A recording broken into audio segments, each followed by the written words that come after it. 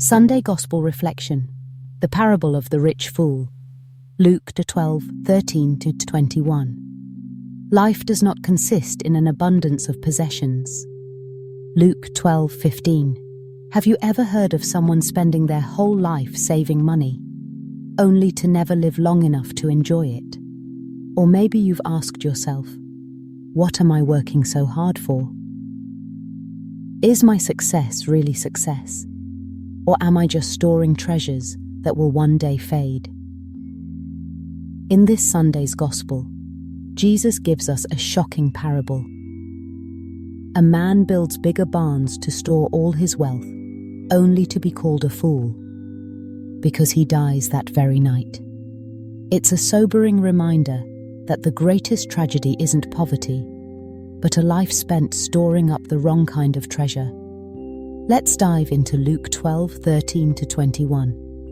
In this passage, someone from the crowd asks Jesus to settle a financial dispute with his brother. But Jesus, as always, doesn't just answer the question. He answers the heart. He warns the crowd. Watch out. Be on your guard against all kinds of greed. Life does not consist in an abundance of possessions. And then he tells the parable. A rich man's land produces a great harvest. Instead of sharing or giving, he decides to build bigger barns. He says to himself, "You have plenty of grain laid up for many years. Take life easy. Eat, drink, and be merry." But God says to him, "You fool! This very night, your life will be demanded from you. Then who will get what you have prepared for yourself?" And Jesus ends with a powerful line. This is how it will be with whoever stores up things for themselves, but is not rich toward God. This parable isn't just about money, it's about misplaced priorities. The rich man wasn't condemned for being successful.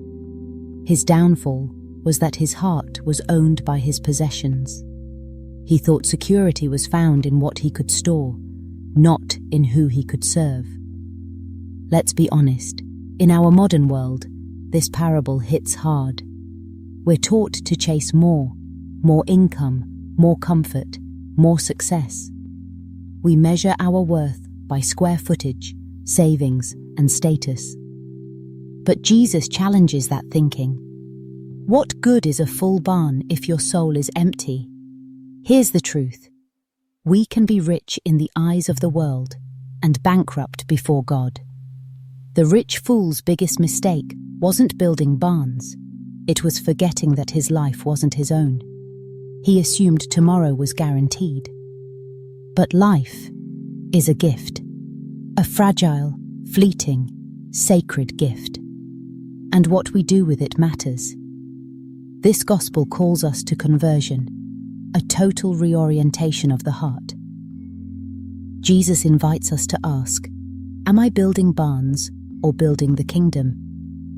Am I storing for myself or giving to others? Am I rich in things or rich in love, mercy, and generosity?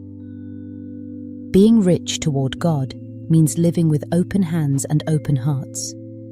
It means investing in what lasts. Relationships, compassion, justice, faith. It's not wrong to plan or prepare. But when our wealth becomes our worth, we've forgotten who we really are.